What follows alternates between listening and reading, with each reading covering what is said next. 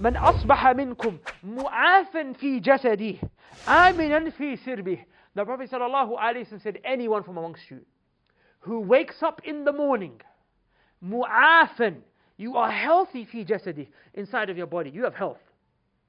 You have health. You're not woken up with some crazy disease. You're not suffering from some, terminal illness. You woke up healthy. Aminan fi sirbi. You have woken up not just healthy in your body, but you've woken up safe where you live. You're safe. You don't have to worry about what bombs dropping over you. You don't have to worry about what rogue militia armies coming in and taking your mum and dad or taking you away in the middle of the night. No, you woke up to peace. You woke up to tranquility. You woke up to safety. You woke up to serenity. That's what you and me woke up to. And then the third thing the Prophet ﷺ said, he said, عِنْدَهُ قُوتُ فِي يَوْمِهِ. You have enough to eat food that day.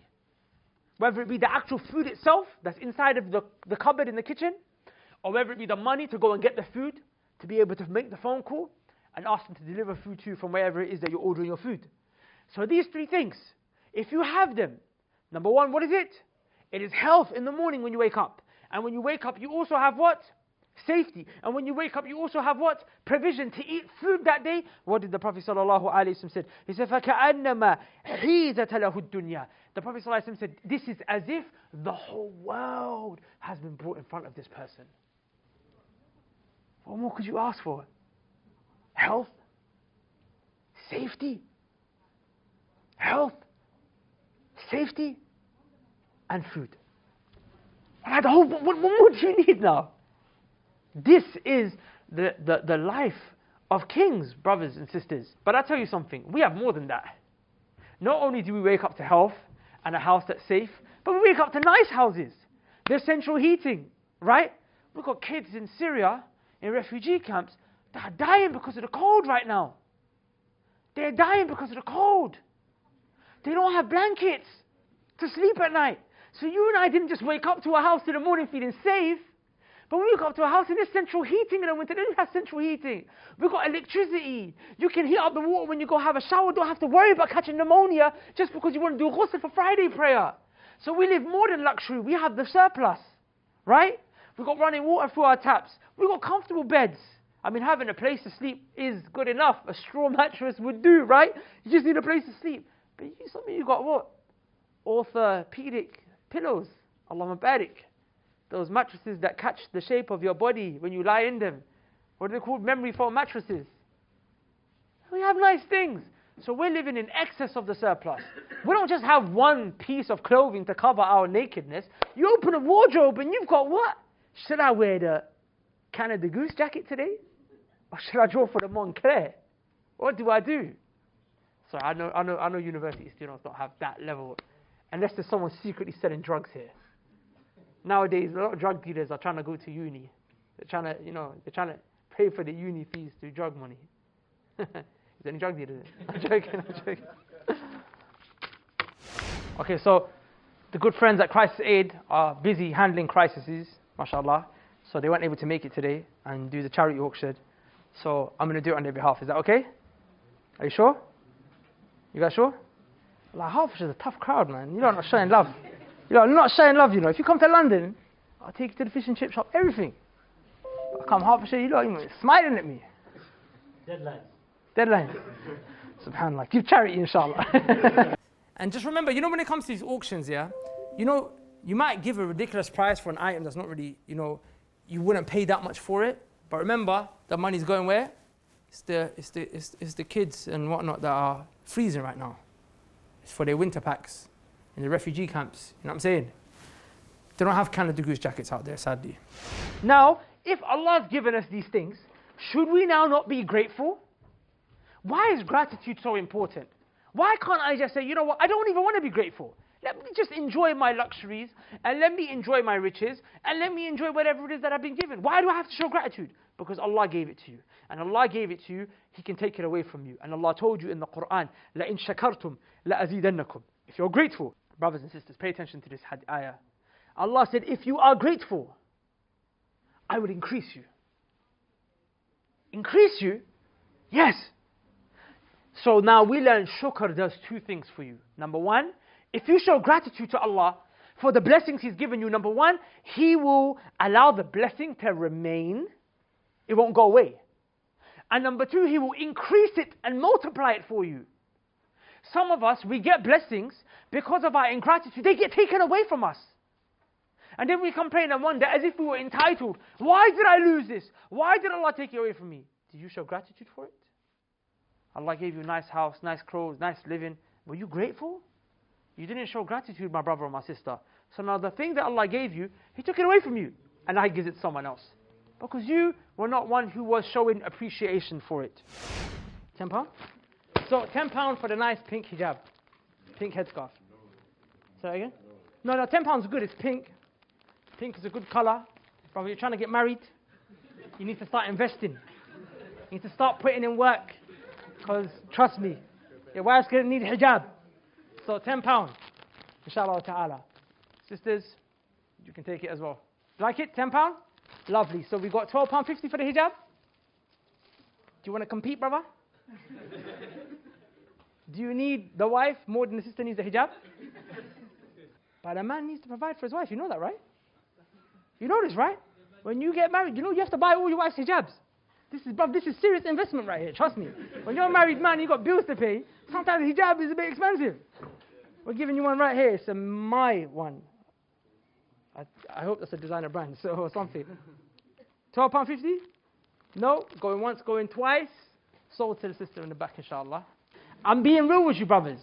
You know, on the wedding night, when already, you know, your wife, she's been given all of these gifts and whatnot, and the first time you put out a little surprise, I've got a little Burberry for you as well. She's going to be like, this brother's got tricks. Do you understand? So, I'm saying right now, brother, £45. It's a designer perfume. Well, you got mum. Put wife to the side, you got mum. The last time you treated mum. £45. Sisters, you have mums too, you know. £45. Going once. Going twice. I don't want to sell it to the jinn. I don't want to. Going once, going twice. £45. Okay, we'll come back to this one. You're not playing hard to get. Hard to get. This is London, it might have got sold, but you know. There was a time when, I don't know if you guys know, but Allahumma barik, Somalia used to send zakat over to Saudi Arabia. Yeah. Somalia would send zakat. They would send charity and aid over to Saudi Arabia. Allah changes things. And now, Somalia, our brothers and sisters are struggling because of this flood that's displaced 270,000 people. What I'm trying to show you here is that Allah, He changes the days between the people. Allah, He alternates the days between the people. Mansa Musa, who was the king of Mali, when he went to Hajj from Mali, he changed entire economies on his journey because he spent so much money in Sadaqah and building up infrastructures and setting up masajid every place he stopped on his journey towards Hajj. But now we send Sadaqah to Mali. The point I'm trying to make to you here, brothers and sisters, is don't think just because you're living in London right now and you've got food on your table and you can go out and get whatever rizq it is that you want and you've got safety and security, that tomorrow you will not be the person who will be in a refugee camp expecting aid from someone coming to you from the place that you maybe once donated. Wallahi, Allah said, تِلْكَ الْأَيَّامُ نُدَاوِلُهَا بَيْنَ النَّاسِ. Allah said, like that, we alternate the days between the people. We change them up. Sometimes you'll be poor, sometimes you'll be rich. And how is it that you can avoid you falling into the situation of these people that Allah described in the Quran? Allah said, فَكَفَرَتْ أَنْعُمِ اللَّهِ. They were ungrateful. They didn't acknowledge the favors of Allah Azza wa Jal, the blessings of Allah. So Allah said He made them taste poverty, and He made them taste what? He made them taste fear because of that. Brothers, sisters, that's my first reason to urge you to give in sadaqah, because Allah gave you a surplus. Even if that surplus at the end of the day is £1. Allah, even if it's £1. Do you know what £1 can do? Do you know what £1 can do? £1. Brothers and sisters, do you know what £1 can do? Do you know that that 50% of the world Earth's population live on $1 a day? Live on $1 a day. Can you live on $1? A pound is more than $1. You think a pound is nothing. I spend it on what? A pack of Sensations crisps. The big ones. And they become £1.19 when you go to the petrol station. Have you noticed the way they try to bump you? Because they know that there's no other food places here. We've got him now. Be careful. Inside tip. Because I don't know if people from Hertfordshire know these inside tips. When you go to petrol stations, don't buy anything there. Just wait to the corner shop. The point is that £1 means nothing to you. But like in the poet said, لا تحقرن صغيرة إن الجبال من الحصى. He said, do not belittle even the smallest good deed. You know why? Because the mountains are made up from tiny pebbles. A pound here, a pound here, a pound here, a pound here. Muslim poet said it first, then Tesco ripped us off and they said every little helps. So the Prophet said, as-sadaqatu burhan. He said charity is a burhan. What's burhan mean? So you know when the sun emits light, what comes out of the sun when it emits light? What comes out of the sun? Listen, you man are doing degrees in uni. I'm sure you've done key stage 2 science, like this is basics. Otherwise, you have to find your form tutor or something and tell him send you back a couple years. What does the sun emit? Pardon? Oh, don't get technical on me now. I want to keep it simple. I say keys, huh? But what's up with you, man? Rays. The sun emits rays. I'm joking. You're all right. You're all right. You're all right. You're all right. It emits rays, though. The rays from the sun, right? Am I wrong? Am I lying? Am I lying? Yeah. I'm right? Sisters, you don't agree? Yeah? Okay, we're on the same page. So the sun, it emits rays. Yeah? Now the rays of the sun are what? They're a proof for the sun's existence. I know the sun exists because I see the rays from the sun coming to me. Does that make sense? So now, the Arabs used to call that burhan. They used to call burhan the rays of the sun. Because the rays of the sun, they are the clearest proof for the sun's existence. So then, because they used to call the rays of the sun burhan, they used to, when they wanted to talk about al-qati'ul hujjah, a clear-cut proof, something that was a clear-cut, distinguishing proof, they would refer to it as a burhan. So that's the word the Prophet used to describe charity right here. If you want something to be a clear-cut proof of your iman and your belief in Allah, the Prophet says Sadaqah is that thing. As-sadaqah to burhan.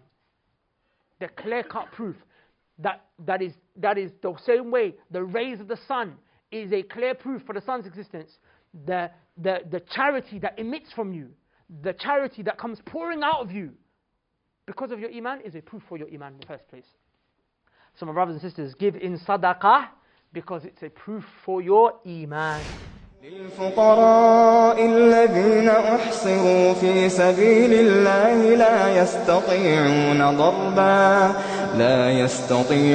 ضربا في الأرض يحسبهم الجاهل أغنياء من التعفف تعرفهم بسيماهم لا يسألون الناس إلحافا وما تنفقوا من خير فإن الله به عليم الذين ينفقون أموالهم بالليل والنهار سرا وعلانية فلهم أجرهم عند ربهم ولا خوف عليهم ولا هم يحزنون